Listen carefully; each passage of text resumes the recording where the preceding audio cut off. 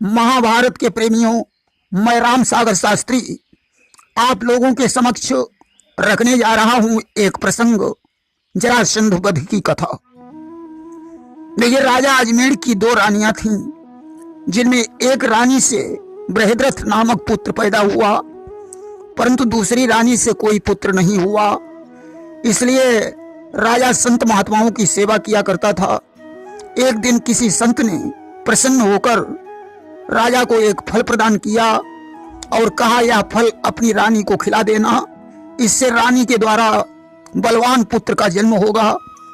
राजा ने वह फल ले जाकर बड़ी रानी को दे दिया, परंतु दोनों रानियों में सबतिया डाह नहीं था।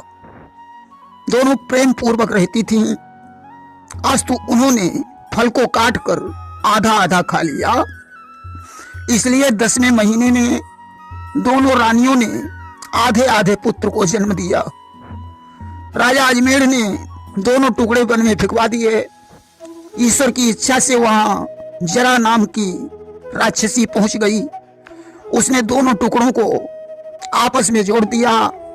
बालक जीवित हो गया। जरा ने उस बच्चे को उठा लिया और जाकर राजा अजमेर को दे दिया। अजमेर ने उसका नाम जरासंध रख दिया। आगे चलकर जरासंध मगध देश का राजा बना। उसकी दो पुत्रियां थीं, अस्थि और प्राप्ति, जिनका विवाह उग्रसेन के पुत्र कंस के साथ हुआ था। कंस जब भगवान कृष्ण के हाथों से मारा गया तो जरासंध की पुत्रियां रथ पर सवार होकर अपने पिता के पास पहुंची और उन्होंने रो रो कर कंस के मरने की कहानी सुनाई। जरासंध ने जब सुनी बहती खी गुप्तार, ठोकर मारी तख्त पर की सीधी तलवार। जरासंध ने सिंहासन में ठोकर मारी और हाथों में तलवार उठाई। उसने कहा, बेटियों, मैं बलराम और कृष्ण की गर्दन काटकर कंस का तर्पण करूंगा। आज उसने मंत्री को बुलाकर 23 अश्वहिणी सेना एकत्रित की और मथुरा पर चढ़ाई कर दी। जरासंध ने मथुरा में आतंक मचा दिया। जनता त्राही त्राही करने लगी। अब तो बलराम और कृष्ण रथ पर सवार होकर बाहर निकले। जरासंध ने कृष्ण से कहा, मुझे तुम्हारे जैसे बच्चों से युद्ध करने में लज्जा आती है, इसलिए चुपचाप यहां से निकल जाओ। कृष्ण ने कहा, अगर हिम्मत हो तो मेरा सामना करो। युद्ध भूमि में बातें बनाना कायर का काम होता है। अब तो सारी सेना रथ के पीछे दौड़ पड़ी। घमासान युद्ध होने लगा। कृष्ण और बलराम ने सारी सेना का विनाश कर दिया। बलराम जी ने जरासंध को बंदी बना लिया। कृष्ण ने कहा, दादा, इसे मारना उचित नहीं होगा, या बार बार सेना जोड़कर लाएगा, हम सेना का संहार कर देंगे। इस तरह से दानवों का विनाश हो जाएगा। अब तो लाचार होकर जरासंध वापस लौटा। इस प्रकार उसने 17 आक्रमण किए। 18वां आक्रमण करने वाला था, तब तक नारद ने काल यवन को भड़का दिया। उसने 3 करोड़ म्लेच्छ सेना लेकर मथुरा को घेरने की तैयारी कर दी। अब तो रात ही रात में भगवान कृष्ण ने विश्वकर्मा के द्वारा समुद्र के अंदर 48 कोस लंबी चौड़ी द्वारिकापुरी का निर्माण करवाया और अपनी माया से सभी सोते हुए नगरवासियों को द्वारिका में पहुंचा दिया और काल यवन को मुचकुंद के पास ले गए, जहां मुचकुंद के द्वारा काल यवन भस्म हो गया। देखिए, अब जरासंध ने फिर 23 अश्वहिणी सेना लेकर मथुरा पर 18वां आक्रमण कर दिया, परंतु मथुरा में अब रह ही क्या गया था। सारा जर जेवर द्वारिकापुरी में पहुंच चुका था। अब तो कृष्ण बलराम उसके सामने से भाग निकले। जरासंध सेना सहित पीछे दौड़ा कि गौतम पर्वत पर चढ़े कृष्ण, गिर आई सेना हुज्जत में। सेनापति बोला, बस वीरों, अब आग लगा दो पर्वत में। कृष्ण और बलराम प्रवर्षण पर्वत पर चढ़ गए। मंत्री ने पर्वत में आग लगवा दी। जब पर्वत के छोर जलने लगे तब कृष्ण और बलराम 44 कोस ऊंचे पर्वत से कूदकर पृथ्वी पर आए और द्वारिकापुरी को चले गए। जरासंध ने समझा कि दोनों जल गए। बड़ी प्रसन्नता के साथ मथुरा पर अधिकार करके वापस लौट आया। सज्जनों, एक बार की बात है, भगवान कृष्ण दरबार में आनंद से बैठे हुए थे। तभी द्वारपाल ने आकर उन्हें सूचना दी कि प्रभु, मगध देश से एक ब्राह्मण जरासंध के कैदी राजाओं का संदेश लेकर आया है, जिन्हें उसने यज्ञ में जीत कर कैद किया था। भगवान ने कहा, जाओ विप्रदेव को आदर के साथ ले आओ। आज भगवान ने ब्राह्मण का यथोचित सत्कार किया और बोले, राजाओं से जाकर कह देना अतिशीघ्र तुम्हारा बंदी मोचन हो जाएगा। इधर धर्मराज युधिष्ठिर ने अश्वमेध यज्ञ किया। भगवान कृष्ण के पास निमंत्रण आया। अब प्रभु ने उद्धव से सलाह ली कि मुझे पहले अश्वमेध यज्ञ में जाना चाहिए या कैदी राजाओं के पास। उद्धव ने कहा, प्रभु, अश्वमेध यज्ञ में चलने से दोनों काम एक साथ सिद्ध हो जाएंगे। आज कृष्ण धर्मराज के यहाँ पहुंचे। धर्मराज ने कहा, कृष्ण, अब मुझे क्या करना चाहिए? भगवान ने कहा, चतुरंगिणी सेना से जाकर पहले दिग्विजय करनी चाहिए। धर्मराज ने सेना एकत्रित की। पूर्व की दिशा में अर्जुन को, उत्तर में भीम को, दक्षिण में नकुल को, पश्चिम में सहदेव को भेज दिया। तमामों घटनाओं का वर्णन है, परंतु संक्षेप में जरासंध अभी बाकी रह गया।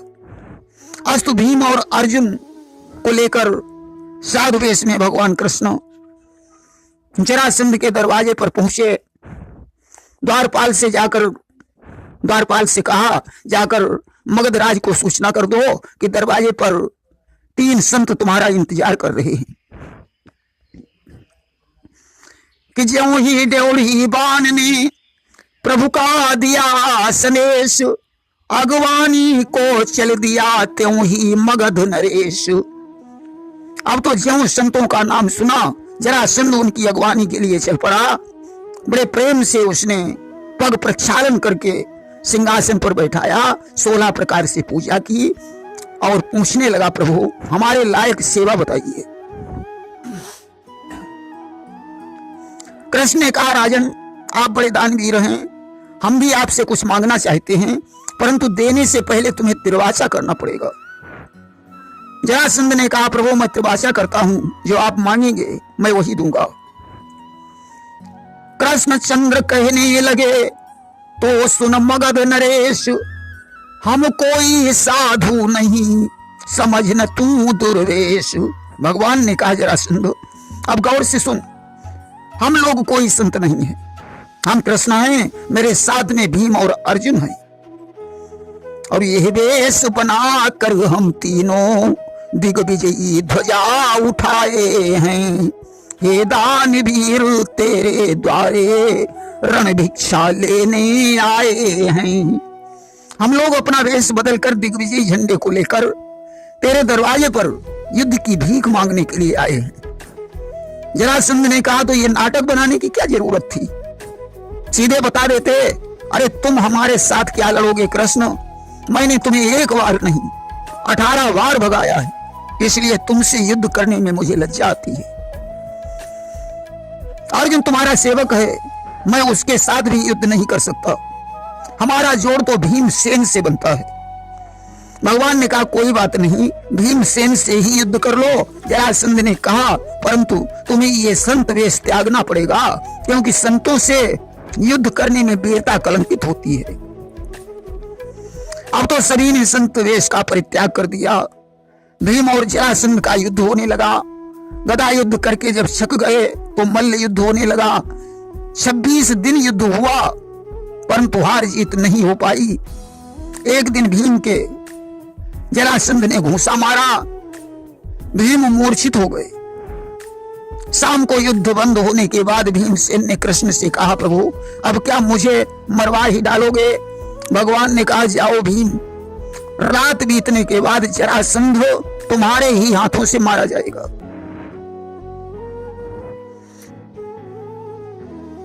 युद्ध में तुम जरासंध को उठाकर टांग लेना और मेरे सावास शब्द कहने पर उसे बीच से आधा आधा कर देना। अब तो सवेरा होते ही संग्राम छिड़ गया, हाथापाई होने लगी। भीमसेन ने आज जरासंध को टांग पकड़कर टांग लिया। भगवान ने कहा सावास भीम। अब तो भीम ने जरासंध को जमीन पर पटक दिया और टांगे पकड़कर उसे आधा आधा चीर दिया कि भीम ने इशारा पाते ही टांग को पकड़ कर टांग लिया, दूसरी टांग पर टांग जमा दोनों हाथों से चीर दिया।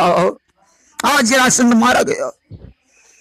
भगवान ने कैदी राजाओं को बंदी विमुक्त किया और उसके पुत्र सहदेव को राज्य दे दिया। इधर यथाविधि यज्ञ का कार्य होने लगा। यहीं पर दुर्योधन धर्मराज के सभा भवन में आया। सभा भवन का निर्माण मायावी मैदान में किया था, जहां जल के स्थान पर थल और थल के स्थान पर जल का भ्रम हो जाता था। दुर्योधन ने जहां जल भरा हुआ था उसे थल समझ लिया और पानी में गिर गया। उसकी शाही पोशाक खराब हो गई। द्रौपदी झरोखे से ये देखकर हंसी और उसने कहा कि दुनिया में विधाता के देखो कुछ अद्भुत धंधे होते हैं, द्रगवानों के द्रगवान यहाँ अंधों के अंधे होते हैं। उसने कहा अंधों के अंधे ही पैदा होते हैं। दुर्योधन ये बात सुनकर जल भुन गया और उसी दिन से उसने मन में प्रतिज्ञा कर डाली कि रहेगा याद ये दिन जो न जीवन में भुलाऊंगा। देखना एक दिन कृष्णा तुझे मैं ही रुलाऊंगा। उसने कहा द्रौपदी अगर तेरा ये हंसना मैंने न भुला दिया तो मेरा भी नाम दुर्योधन नहीं। धर्मराज ने कार्यों का बंटवारा किया। भीम को भोजन का काम, दुर्योधन को कोषाध्यक्ष का काम दिया गया, कर्ण को दान का, सहदेव को संत सेवा का, नकुल को दल लाने का, विदुर को स्वागत का कार्य दिया गया। कृष्ण ने पैर धोने और जूठी पत्तलें उठाने का कार्य लिया कि हृदय देख इस भांति से रखते हैं बेलाज, बारी बनवारी बने अपने जन के काज। अब सिंहासन पर बैठने का नंबर आया। धर्मराज ने कृष्ण को पहले सिंहासन पर बिठा दिया। अब तो चारों तरफ जय जयकार होने लगी। यहीं पर शिशुपाल भगवान को गाली गलौज करने लगा। 101 गालियां देने पर भगवान ने चक्र से उसका शीश काट लिया। क्योंकि शिशुपाल का जब जन्म हुआ था तो इसकी 4 भुजाएं और 3 नेत्र थे। ज्योतिषियों ने उसे देखकर बताया था कि जिसके आगे इसकी 2 भुजाएं और तीसरा नेत्र गिर जाएगा वही इसे मारने में समर्थ होगा।